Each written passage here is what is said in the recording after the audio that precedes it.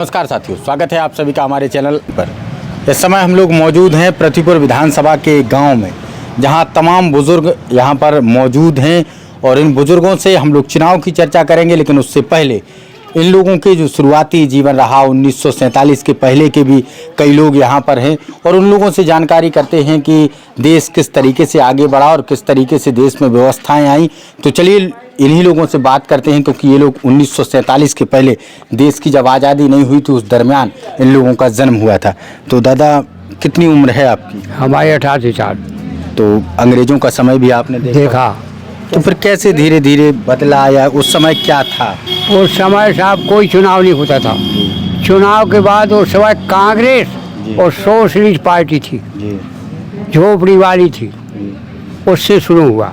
तो यहाँ पर लाइट नहीं होगी उस समय? नहीं था। तो कैसे फिर? यहाँ तो बसीगत नहीं थी साहब, यहाँ बसीगत नहीं थी।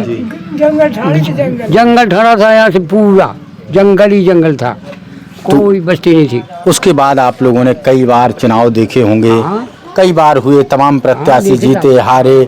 कभी आप लोग यहाँ क्या नाम से जतारा विधानसभा का हिस्सा हुआ करते थे, अब आप लोग प्रतिपुर विधानसभा के हिस्सा हैं और तमाम चुनाव आप लोग देख चुके हैं।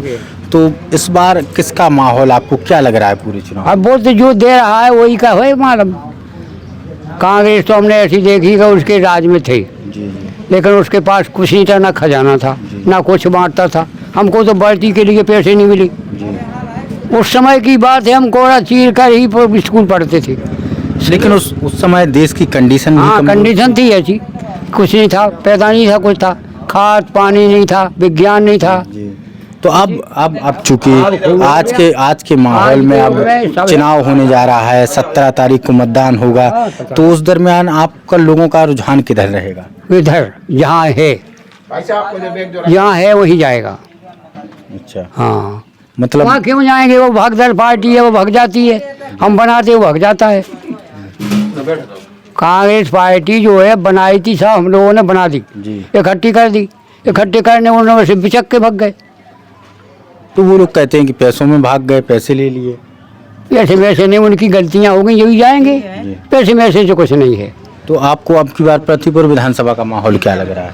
वही मिलेगा जो खड़े हैं। अच्छा, चलिए और भी हमारे दादा, क्या नाम है? हद्दा। तो इस बार चूँकि आप एक पुराने समय में 1947 के दरमियान के लोग रहे हैं, बदलते हुए भारत को आप लोगों ने देखा है, तो इस बार चुनाव में क्या माहौल है? क्या आजकल पढ़े लिखे नहीं हो क्या? कुछ सब चलिए वो जानते नहीं हैं।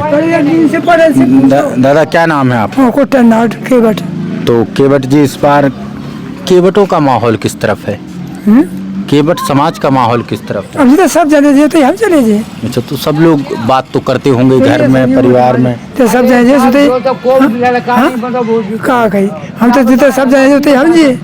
तो सब किस तरफ जा रहे हैं, कोई अनुमान है? कितने जाए, कोई के मन की जान सकत, कोई के मन की नहीं जान सकत। तो चलिए, आपको क्या लगता है प्रतिपुर विधानसभा किसके नाम होने जा रही है? अब क्या बता सके, भगवान जाने। नहीं, आप अपना पर्सनल बोल। हम अब कैसे कह देवे हम? तुम आप तो कह दो। आपसे मैं आपके पूछ रहा हूँ, आप अपना बताना चाहेंगे। 5 साल में कुछ सुविधाएं रही हैं, अगर नहीं रही हैं, क्या रहा है?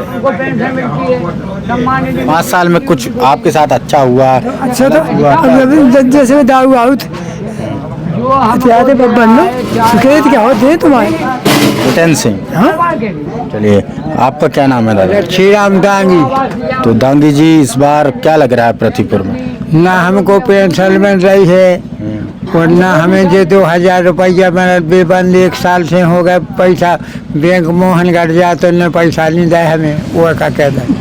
तो फिर जब 2000 रुपये नहीं मिले, पेंशन आपकी बंद हो गई है? बंद है ही नहीं भाई, नहीं है, मतलब चालू ही नहीं हुई? अरे क्या सेक्रेटरियन से क्या कह रहा, उन्हें नहीं बनाई।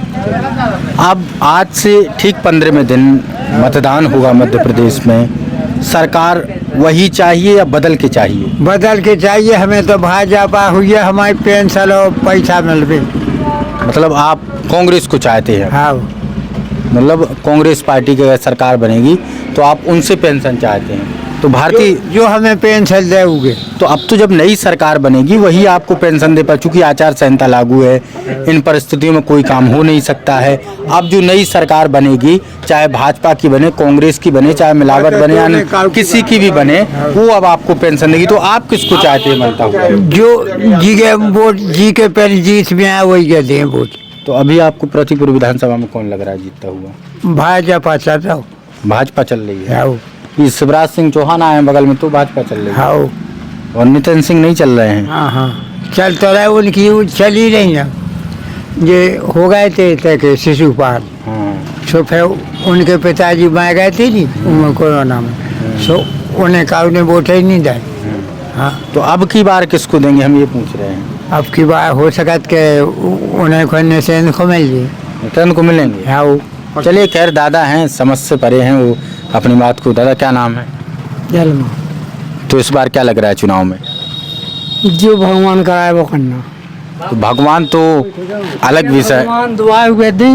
तो भगवान एक अलग विषय है। भगवान का राजनीति से अरे कोई सुनो भगवान अलग नहीं है, उन्हीं से भैया जुड़े, जी उन्हीं से मुख्यमंत्री जुड़े, उन्हीं से नेता जुड़े, उन्हीं से प्रधानमंत्री जुड़े, उनसे सब जुड़े। तो अब आपको कौन सा नेता भगवान से ज्यादा जुड़ा दिखाई? भगवान से ज्यादा कोई नहीं है। नहीं जो उनकी किस्मत में लिखा हो, उनने लिख दिया हो, वो होगा। तो आपके हिसाब से कौन लग रहा है, किसकी किस्मत?